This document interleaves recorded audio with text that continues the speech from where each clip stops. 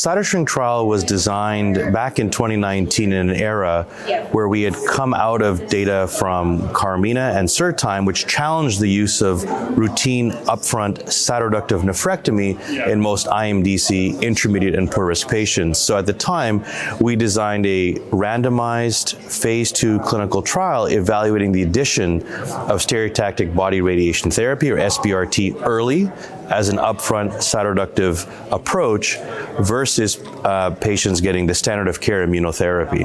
Yeah, so what we found is that, at the era this trial was conducted, there were, I would say, a very high-risk population in the sense of the size of the primary renal mass, good balance between IMDC intermediate and poor risk patients, and all the other standard features of a first-line trial.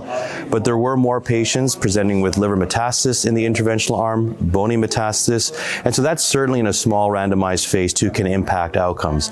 Ultimately, we did not see the one-year PFS rate of adding SBRT to Nivolumab plus Ipilimumab versus Nivo and Ipilimumab improved.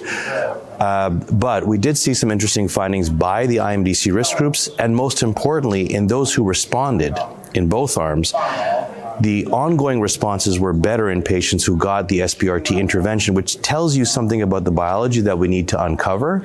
In terms of radiation administered, there was no really detriment to giving SBRT in patients getting Nivolumab and Ipilimumab, or vice versa. So the safety and delivery of both modalities was reasonable.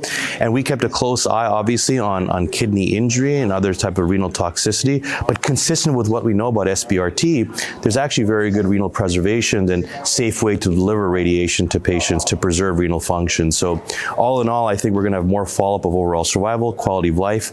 We have patients who had treatment beyond progression in the intervention arm. We had patients who got downstream nephrectomies in the intervention arm. And we have biomarker work looking at tissue, serial blood collections, and serial gut microbiome collections.